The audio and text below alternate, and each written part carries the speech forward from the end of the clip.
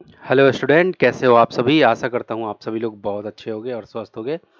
तो dear student, I hope कि आप सभी लोग बहुत ही अच्छे होंगे।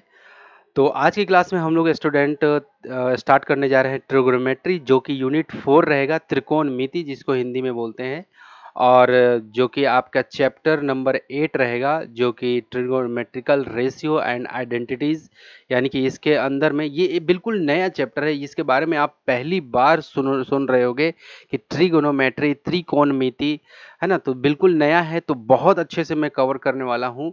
और हाँ, कुछ कुछ इंस्ट्रक्शन है, फटाफट से उसको ध्यान में रखना। इंस्ट्रक्शन, पहला इंस्ट्रक्शन ये है कि आप चाहे किसी भी माध्यम के विद्यार्थी हो, हिंदी माध्यम के हो चाहे इंग्लिश माध्यम के विद्यार्थी हो, जो मैं पढ़ाने वाला हूँ, जो मैं कॉन्सेप्ट देने वाला हूँ, कंप्लीट समझ में आने वाला है।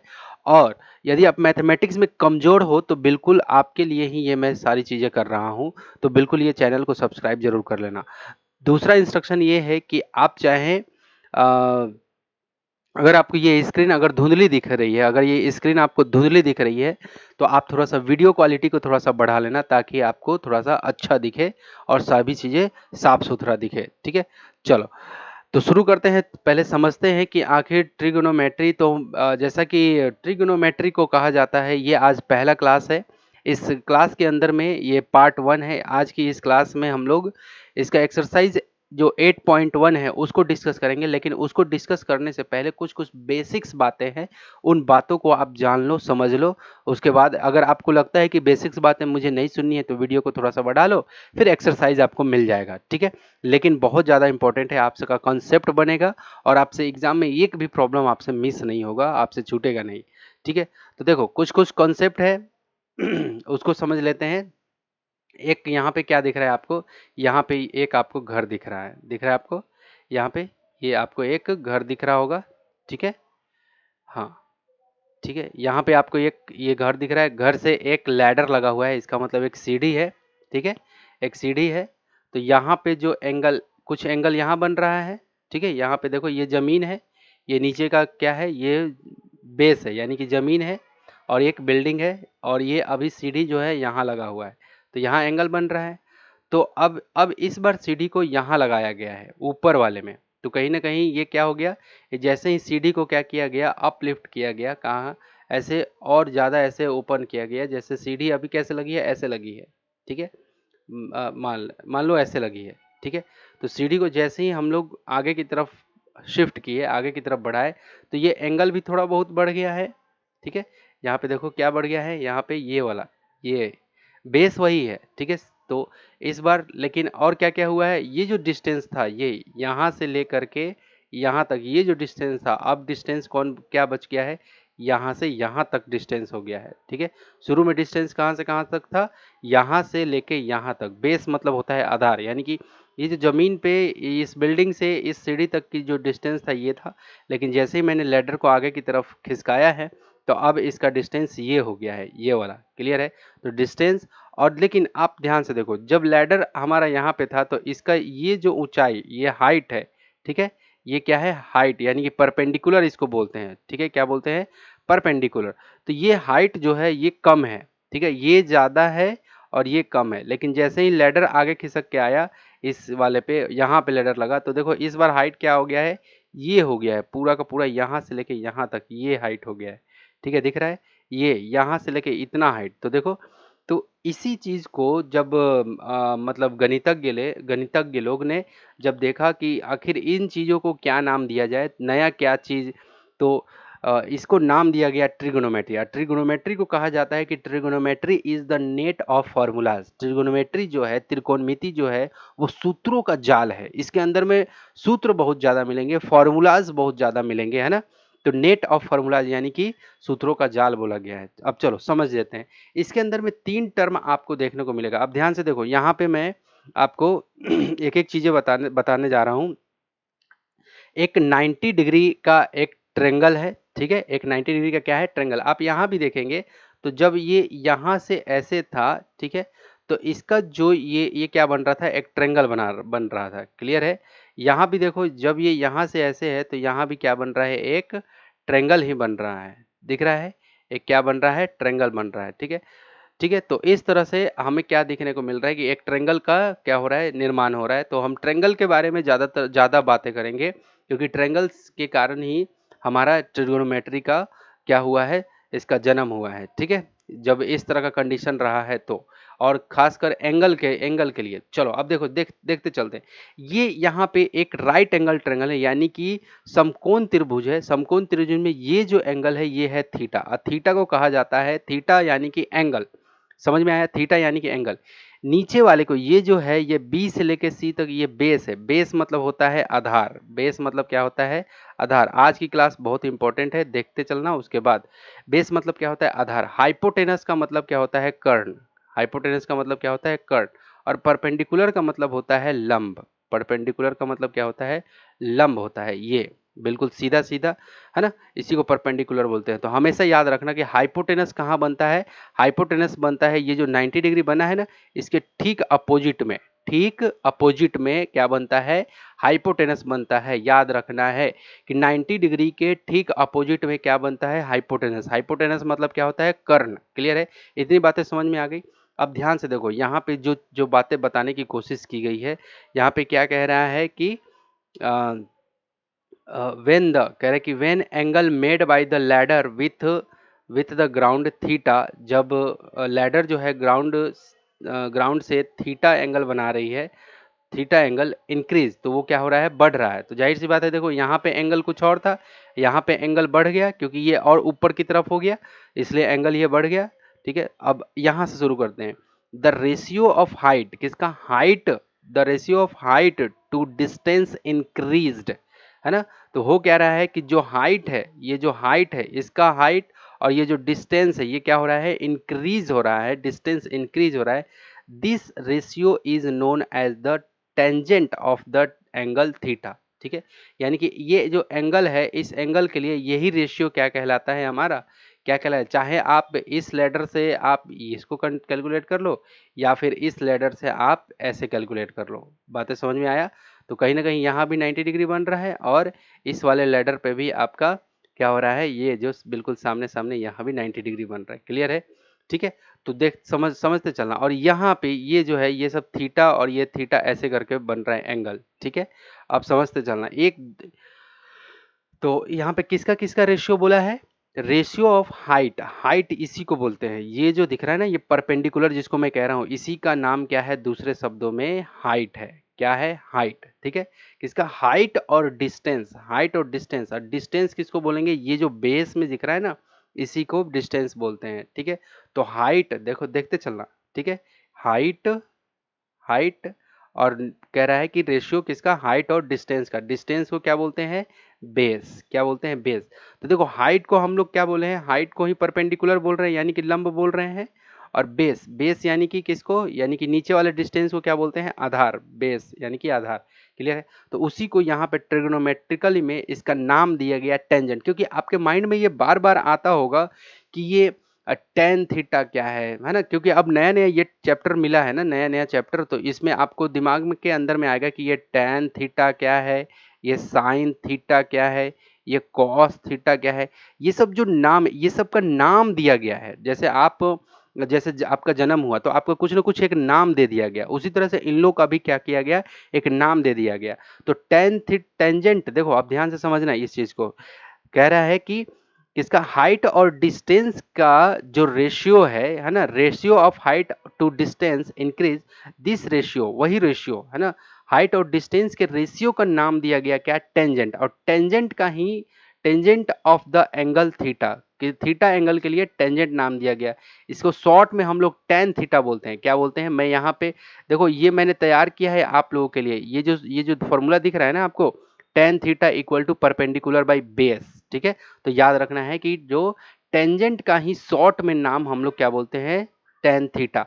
और थीटा का मतलब क्या होता है, एंगल। थीटा का मतलब क्या होता है, हमेशा याद रखना कि थीटा अगर बोला है तो इसका मतलब एंगल।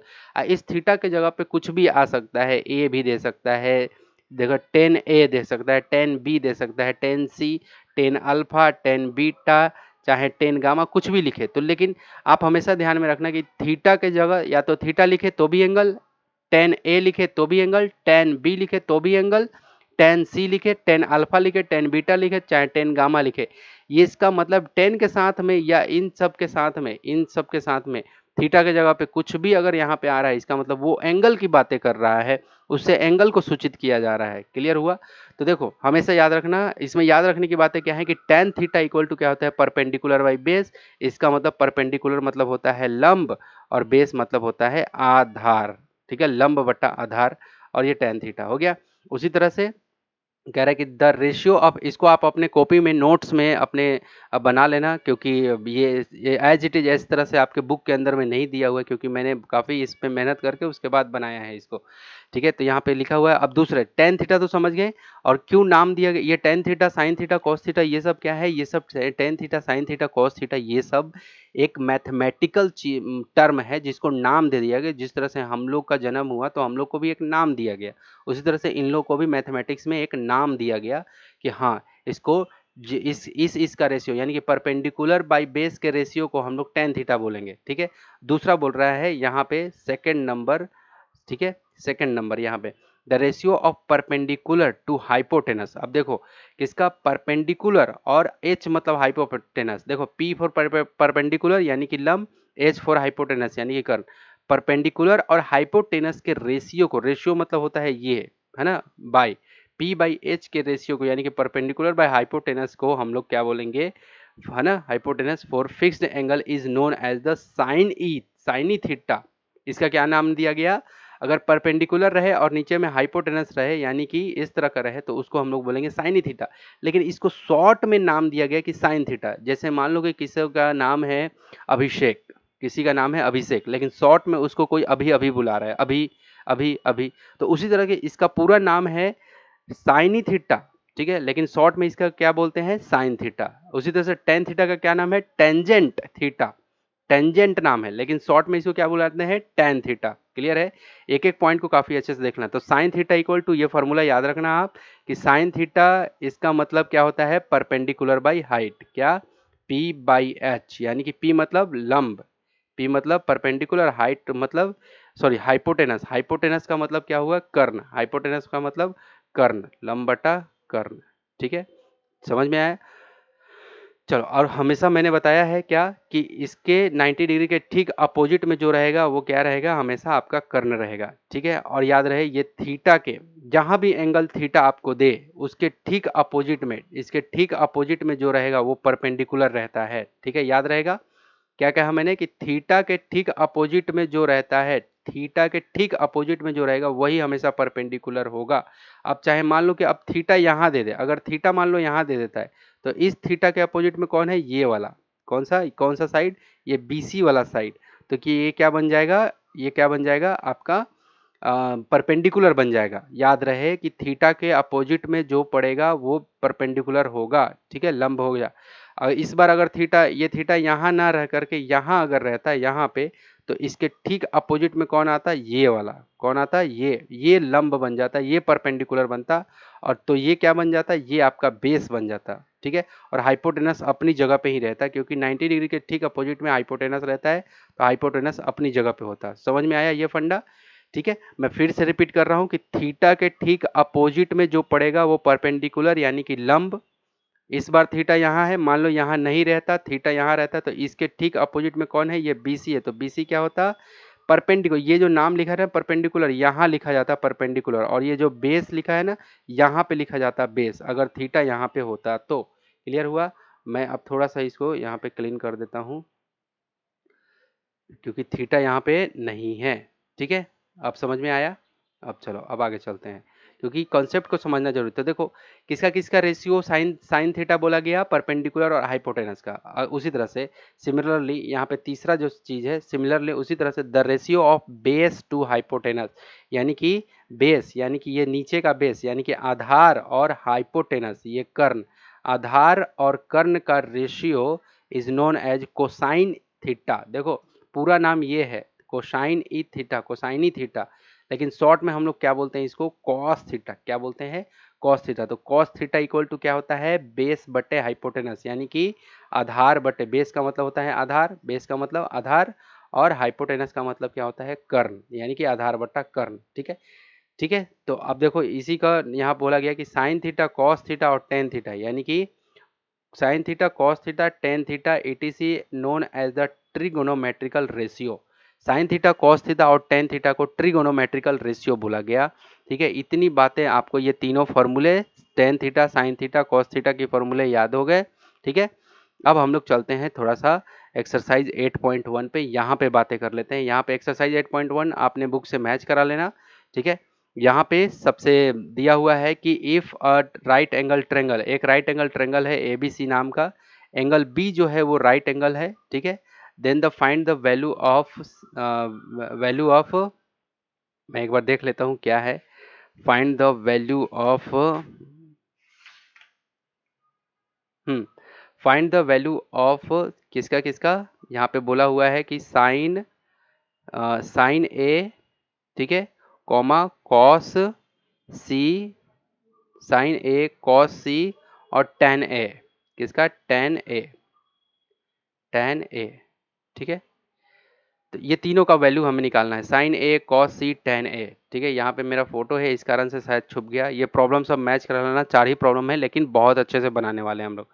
ठीक है, यहाँ पे देखो कह रहा है कि यहाँ पे if a right angle triangle ABC angle B is right angle then the find the value of sine A cos C and tan ए।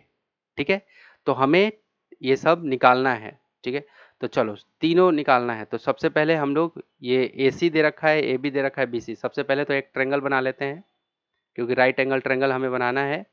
ये ट्रायंगल हमने बना लिया। ठीक है, और मैं थोड़ा सा इंक का कलर चेंज कर रहा हूँ। चलो, यहाँ मैंने लिखा ए, ये लिख दिया मैंने बी और ये लिख दिया मैंने सी।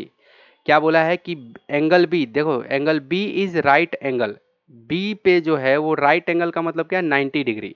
ये 90 डिग्री, बी पे कितना 90 डिग्री राइट एंगल है बी पे, तो बी पे 90 डिग्री ही बनाएंगे। ठीक है, और क्या बोला है कि then find the value of sine A cos C and tan A. ठीक है, हमें वैल्यू निकालना है। तो देखो साइन ए, ध्यान से समझना, साइन ए बोला है ना, तो साइन ए, ठीक है, देखो तो साइन ए का मतलब क्या हो गया, यहाँ वाला एंगल, ये साइन ए का मतलब ये हो गया।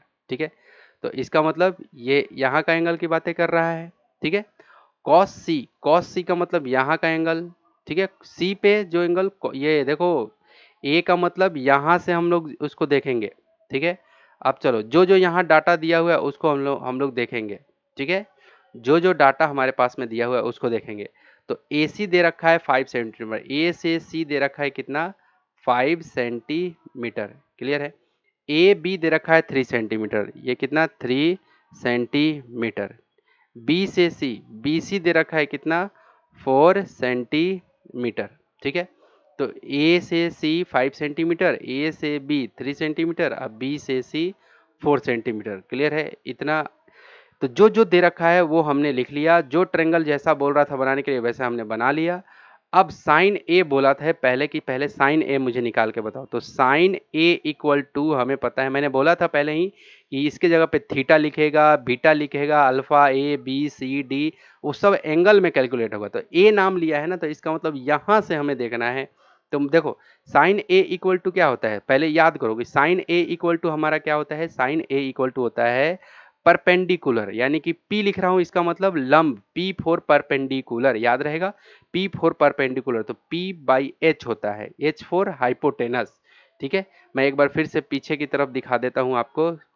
यहाँ पे देखो क्या होता है, साइन ए कहाँ गया, sine theta equal to P for perpendicular और H फॉर हाइपोटेनस। क्लियर है, लंब बटे कर्ण, क्या लंब बटे कर्ण। तो यहाँ भी देख लो आप, P फॉर परपेंडिकुलर और H फॉर हाइपोटेनस और B फॉर बेस मैं लिखूंगा ऐसे ही शॉर्ट में, समझ में आया। तो ठीक है, यहाँ पे देख लेते हैं। तो P बाई एच, हमें तो ये पता है कि साइन ए का जो वैल्यू होगा वो P बाई एच होगा। ठीक है, तो हमें एक बात बताओ, अगर ये वाला ले रहे हैं तो इसके ठीक सामने में यानी कि ठीक अपोजिट में जो है वो क्या हो जाएगा, ये BC क्या हो जाएगा हमारा परपेंडिकुलर, BC क्या हो जाएगा हमारा परपेंडिकुलर, तो परपेंडिकुलर में हमारा क्या आ जाएगा BC, क्या आ जाएगा BC। और हाइपोटेनस तो हमारा 90 डिग्री के ठीक अपोजिट में जो रहता है वही हमेशा हाइपोटेनस रहता है, तो हाइपोटेनस हमारा क्या है AC, यानी कि BC बाई AC। तो BC हमारा क्या है 4 मैं सेंटीमीटर सेंटीमीटर लिख दिया, कोई इश्यू नहीं है। तो 4 बाई यहाँ पे AC कितना है, AC कितना है 5, तो 4/5 यहाँ पे साइन A का वैल्यू हमारा 4/5, ये पहला आ गया। ठीक है, अब दूसरा क्या बोला है, कॉस C, क्या बोला है, कॉस C। ठीक है, तो कॉस सी इक्वल टू क्या होता है, कॉस सी इक्वल टू होता है बेस बाई हाइपोटेनस। देख लो, कॉस सी मैं बता दे रहा हूँ कि कॉस इसलिए बताया हूँ सब, cos theta equal to B for base by H for hypotenuse, क्या होता है, बेस बाई हाइपोटेनस। बातें समझ में आई। तो फॉर्मूला बहुत ज़्यादा इंपॉर्टेंट है। तो मैंने बी लिखा। अब देखो सी से मुझे करना है, सी से, तो सी के यहाँ से कह रहा है कि कॉस सी, तो यहाँ से हम लोग को देखना पड़ेगा। तो इस अगर ये एंगल हम लोग ले रहे हैं तो इसके ठीक अपोजिट में क्या है, यहाँ पे ये परपेंडिकुलर है, ये वाला परपेंडिकुलर है। इस अगर ये ले रहे हैं एंगल तो इसके लिए अब परपेंडिकुलर कौन है, ये है। तो बेस कौन है, ये वाला BC। बेस कौन हो गया हमारा BC हमारा बेस है। देखो ऊपर वाले साइन A से ले रहे थे तो BC क्या था, परपेंडिकुलर हुआ था। ठीक है, लेकिन यहाँ पे जैसे C से ले रहे हैं तो यहाँ पे BC क्या हो रहा है, BC क्या हो रहा है, बेस बन रहा है, यानी कि आधार बन रहा है। और H4 हाइपोटेनस, AC तो हमेशा हाइपोटेनस ही, क्योंकि 90 डिग्री के ठीक अपोजिट में जो रहता है वो हाइपोटेनस रहता है, तो ये हाइपोटेनस है। अब चलो, अब BC कितना है हमारा, B से C मेरा आधार है, तो ये भी क्या हो जाएगा 4, और ये A से C हमारा क्या है 5। ठीक है, तो देखो A से C 5। ठीक है, अब क्या निकालना है, tan A, क्या निकालना है, tan A। तो tan A इक्वल टू क्या होता है, परपेंडिकुलर बाई बेस। देखो मैं एक बार फिर से फार्मूला की तरफ, फार्मूला याद रहेगा तभी बात बनेगा। देखो tan थीटा इक्वल टू क्या होता है, पर P फॉर परपेंडिकुलर और B फॉर बेस, यानी कि P मतलब लंब और B फॉर आधार, यानी कि बेस यानी कि आधार। तो P/B मैंने लिखा है यहाँ पे P/B। तो इस बार देखो tan A ले रहे हैं तो A से इस वाले से देखना है, तो इसके ठीक अपोजिट में परपेंडिकुलर कौन है, ये मैंने बताया है कि इसके ठीक अपोजिट में ये वाला क्या होता है, परपेंडिकुलर हो जाता है। तो क्या हो जाएगा यहाँ पे BC क्या है, परपेंडिकुलर, यहाँ पे लिख देते हैं BC परपेंडिकुलर, और बेस यानी कि अगर ये परपेंडिकुलर है तो इसका बेस कौन है, क्योंकि ये तो हाइपोटेनस है, क्योंकि ये 90 डिग्री के सामने है, ये तो हाइपोटेनस, इसको चेंज नहीं कर सकते। इसका अगर यहाँ का बात किया है तो इसके ठीक अपोजिट में जो रहेगा वो परपेंडिकुलर होता है, यानी कि लंब होता है, तो ये क्या हो जाएगा, आधार। ठीक है, यानी कि ये बेस हो जाएगा, यानी कि AB क्या हो जाएगा, बेस। AB क्या हो जाएगा, बेस। तो BC इक्वल टू क्या है हमारा, BC जो है हमारा 4 सेंटीमीटर 4, और AB हमारा क्या है 3। क्लियर है, तो 4/5 4/5 4/3। एक बार आंसर चेक कर लेता हूँ, एक बार आंसर मैं भी देख लेता हूँ कि क्या जो बना है ये बिल्कुल एग्जैक्ट सही आया है या नहीं आया है। और हाँ, अगर आपको समझ में आया है, अगर आपको मैं समझा पाया हूँ तो ज़रूर कर देना वीडियो को लाइक, है ना। और आगे चलते हैं, देख लेता हूँ answer. Sine A equal to 4/5, cos C 4/5 and tan A 4/3। Yes, बिल्कुल सही आंसर आया है हम लोगों का। तो ये हमारा आंसर बिल्कुल सही आया है। तो इस तरह से हमारा अप्रोच होना चाहिए प्रॉब्लम को सॉल्व करने के लिए। तो ये क्या था, 8.1 का पहला नंबर था। अब हम लोग देखने जा रहे हैं सेकंड नंबर। ठीक है, तो सेकंड नंबर पे भी फटाफट से मैं एक 90 डिग्री का ट्रायंगल बना लेता हूँ। ठीक है, नाम वही दे देता हूँ ABC। ठीक है, और फिर शुरू करते हैं। यहाँ पे ये B पे जो है वो 90 डिग्री है। ठीक है, इसके अपोजिट में ये कितना है। अब इस बार देखते हैं AB 12 सेंटीमीटर, तो AB A से B कितना 12, BC 5, ये B से C कितना 5 दे रखा है, A से C यानी कि ये 13 दे रखा है। अब हमें निकालना है साइन A cos C और tan A। ठीक है, तो पहले निकाल लेते हैं sine A। Sine A equal to क्या होता है, अब फॉर्मूला याद हो गया होगा, P/H, यही होता है। Sine A equal to P/H। हमें A यानी कि यहाँ से लेना है, और इसके ठीक अपोजिट में P4 परपेंडिकुलर, इसके ठीक अपोजिट में कौन रहता है, ये वाला परपेंडिकुलर होता है। तो BC हमारा क्या हो जाएगा, परपेंडिकुलर, और H हमारा क्या हो जाएगा, AC। H हमारा क्या होगा, हाइपोटेनस कौन होगा, यानी कि कर्ण कौन होगा, AC। तो ये रहा AC। ठीक है, तो बेस BC हमारा क्या हो गया, BC हमारा हो गया कितना 5, और AC कितना हो गया 13, ये हो गया। साइन A हो गया। अब cos C इक्वल टू क्या होता है, cos C इक्वल टू हमारा क्या होता है, B बाई एच क्या होता है, बी बाई एच। अब देखो सी के लिए, तो सी के लिए यहां से मुझे लेना पड़ेगा, ठीक है। तो इसके ठीक अपोजिट में ये तो परपेंडिकुलर है, सी के ठीक अपोजिट में यहाँ एकदम देखना ये परपेंडिकुलर हो गया, यानी कि ये लंब हो गया। तो अब बेस कौन हो गया, ये। अब बेस हमारा क्या है, बी सी, नाम क्या है उसका, बी सी, और by A C. H hypotenuse कौन है, कर्ण कौन है, यही है ए सी, ठीक है। तो ये हो गया। अब बी सी मेरा, बी सी की वैल्यू क्या है, बी सी की वैल्यू है 5, तो यहाँ लिख दिया मैंने 5।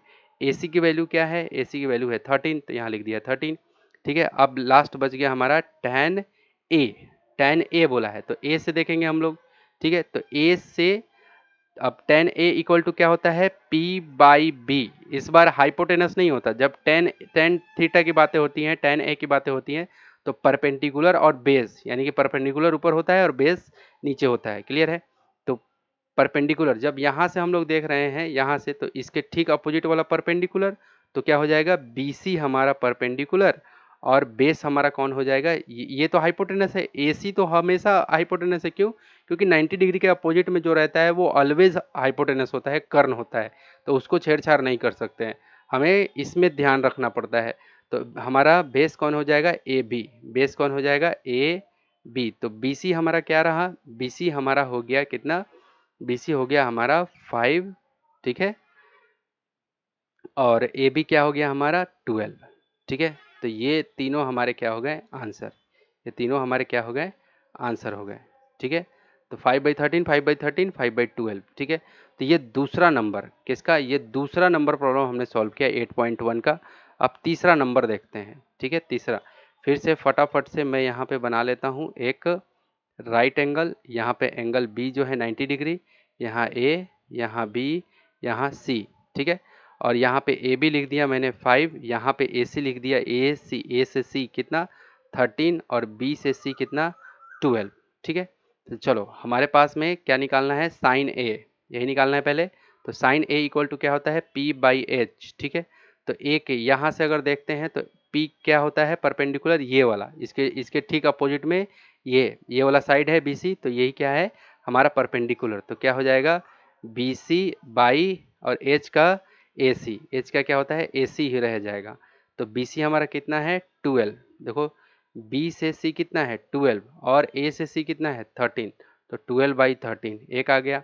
अब क्या निकालना है, कॉस सी, हमें कॉस सी निकालना है। तो कॉस सी इक्वल टू क्या होता है, B by H, B by H हमारा। अब देखो यहाँ से निकालना है, तो इसके ठीक अपोजिट में ये वाला क्या हो जाएगा, परपेंडिकुलर। तो मेरा तो क्या है, बेस, बेस यानी कि आधार का डिमांड है, आधार वो आधार होता है। तो इसके ठीक अपोजिट में ये तो परपेंडिकुलर है, और ये तो हाइपोटेनस है, क्योंकि 90 डिग्री के ठीक सामने वाला हाइपोटेनस। तो ये वाला जो होगा, ये बी सी, ये क्या हो जाएगा, बेस यानी कि आधार। तो बी सी बाई और एच का मतलब ए सी, ये वाला एच इसी को बोलते हैं हाइपोटेनस यानी कि कर्ण को, ठीक है। तो बी सी हमारा क्या हो गया, बी सी हमारा हो गया कितना 12, बी सी हमारा क्या हो गया 12, और ए सी हमारा फिर से 13, समझ में आ रहा है। अब बच गया लास्ट tan ए, ठीक है। तो tan ए इक्वल टू क्या होता है, P बाई बी, यही होता है।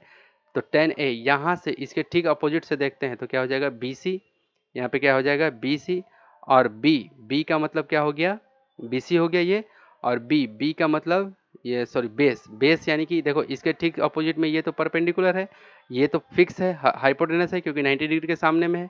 ये क्या है हमारा, ये वाला ए से बी बेस है। तो ए से बी हमारा बेस हो जाता है tan ए के लिए, जब ए से हम लोग कैलकुलेट करते हैं तो, ठीक है।